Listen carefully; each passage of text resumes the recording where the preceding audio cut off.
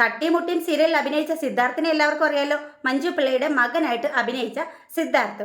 അപ്പം മദ്യപിച്ച് ലെക്ക് ഇട്ട് ഒരു ലേശം ബോധമില്ലാതെ വാഹനം ഓടിച്ചു ഒരാളെ ഇടിച്ച് പരിക്കേൽപ്പിച്ചു. പരിക്കേറ്റയാൾ ഹോസ്പിറ്റലാണ്.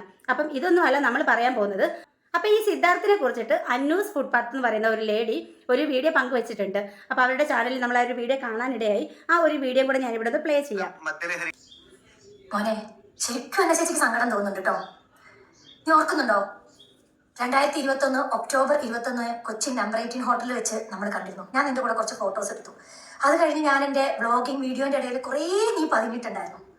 അത് കഴിഞ്ഞ് അവിടുത്തെ ദുരൂഹതയൊക്കെ അറിഞ്ഞു. 2 പേര് മരണപ്പെട്ടപ്പോഴും ഇത് ഞാൻ കൊച്ചിൻ സിറ്റി പോലീസ് കമ്മീഷണർക്ക് പരാതി കൊടുത്ത സമയത്ത് ഇത് ചാനലുകാരെ ഏറ്റെടുത്തപ്പോഴും ഒക്കെ നീ എന്നോട് പറഞ്ഞ കാര്യമുണ്ട്. ചേച്ചി എൻ്റെ ഫോട്ടോസും വീഡിയോസും ഒന്നും റിവീൽ ചെയ്യല്ലേ. നീ മാത്രമൊന്നുമല്ല, മുൻനിര നായികമാരും ചെറിയ പിള്ളേർ നടന്മാരും ഒക്കെ അവിടെ ഉണ്ടായിരുന്നു. എല്ലാവരും എന്നോട് ആവശ്യപ്പെട്ടു, ചേച്ചി ഞങ്ങൾ ഇതിനകത്ത് വലിച്ചഴിക്കല്ലേ, ഞങ്ങളൊക്കെ അവിടെ പെട്ടുപോയതാണ്. ദേ ആ വാക്ക് അന്നൊക്കെ ചാനലുകാർ എന്നോട് ചോദിച്ചു, ഈ മുൻനിര നടന്മാരെ റിവീൽ ചെയ്തൂടെ, പേര് പറഞ്ഞൂടെ, എനിക്ക് വേണ്ടിയതൊക്കെ പറഞ്ഞ് റീച്ച് ഉണ്ടാക്കാം. പക്ഷെ ഇത് ഈ 2025 ഡിസംബർ 25 ക്രിസ്മസ് ആണ്. ഞാൻ ഈ ദിവസം വരെയും ആ വാക്ക് പാലിച്ചു. പക്ഷെ നീ എന്നോടൊരു കാര്യം പറഞ്ഞിട്ടുണ്ടായിരുന്നു, ഞാൻ ഇനി ഇതിന്റെ ഒന്നും പുറകെ പോലും ചേച്ചി, ഞാൻ നന്നായിക്കോളാം. എന്താ മോനെ അവസ്ഥ? ഇത് ഉപയോഗിക്കുന്നവർ മാത്രമല്ല, ഇത് വൻനിരയിൽ ഉണ്ടാക്കി ഇങ്ങനെയുള്ള ആളുകളുടെ ഇടയിൽ എത്തിക്കുന്ന വൻ മാഫിയകളെയാണ് നമ്മൾ പിടിക്കേണ്ടത്. ലജ്ജ തോന്നും. ഇനി അനച്ചേച്ചി ഇതിന് പറഞ്ഞില്ല, അനച്ചേച്ചിക്ക് അനച്ചേച്ചിന്റെ കുടുംബവും. അപ്പൊ ഇതിന്റെ പിന്നിൽ ഒരുപാട് വലിയ വലിയ കാര്യങ്ങളാണുള്ളത്. വൻ മാഫിയകളാണുള്ളത്. ഇതിനകത്ത് പണമുള്ളവർ മാത്രമല്ല, ചെറിയ കുട്ടികൾ പോലും ഉൾപ്പെട്ടു പോകാറുണ്ട്. അവർ പോലും അറിയാതെ അവരെ പെടുത്താറുണ്ട്. അപ്പൊ ഇങ്ങനെ നമ്മുടെ സമൂഹം നശിച്ചുകൊണ്ടിരിക്കുകയാണ്. അപ്പൊ ഇതിനകത്തൊക്കെ പോയി ഓരോന്നൊക്കെ വലിച്ചു കയറ്റി ലെക്ക് കെട്ട് വണ്ടിയും ഓടിച്ച് റോഡിലേക്ക് ഇറങ്ങുമ്പോൾ ഓരോരുത്തരുടെ ജീവനും. കഴിഞ്ഞ തവണ 2 പേര് മരണപ്പെട്ട് നമ്മൾ കണ്ടതാണ്. മോഡൽസ് ആയിട്ടുള്ള 2 പെൺകുട്ടികൾ മരണപ്പെട്ട വിവരം. അപ്പം അത് ഇതുപോലെ എവിടെയോ പോയി പങ്കെടുത്ത് പാതിരാത്രിക്ക് വണ്ടി ഓടിച്ച് വന്ന സമയത്തുണ്ടായ അപകടത്തിലാണ് ആ പെൺകുട്ടികൾ മരിച്ചത്. അന്ന് ഇതിനകത്ത് ദുരൂഹതയുണ്ടെന്നൊക്കെ പറയുന്നുണ്ടായിരുന്നു. അപ്പോൾ ഈ അന്നൂസ് ഫുട്പാത്ത് എന്ന് പറയുന്ന ലേഡി കുറേ കാര്യങ്ങൾ, ഇത് മാത്രമല്ല അവരുടെ ചാനലിൽ കുറേ കാര്യങ്ങൾ, കുറേ ദുരൂഹതകളൊക്കെ പുള്ളിക്കാരി വെളിപ്പെടുത്തുന്നുണ്ട്.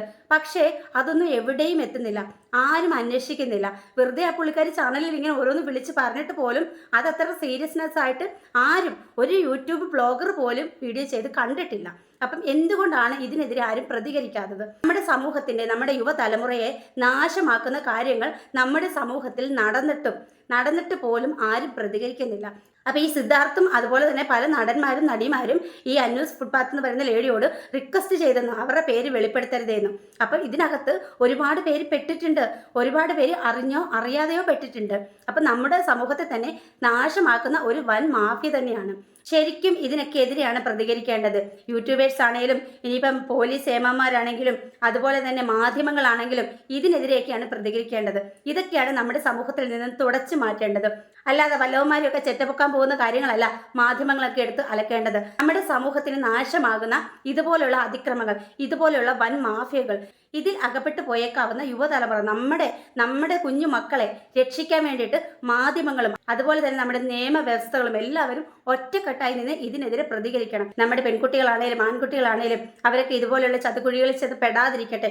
അതിനുവേണ്ടി പ്രയത്നിക്കാം, അതിനുവേണ്ടി പ്രതികരിക്കാം. അതൊക്കെയല്ലേ നമ്മുടെ സമൂഹത്തിന് വേണ്ടി നമ്മൾ ചെയ്യേണ്ടത്.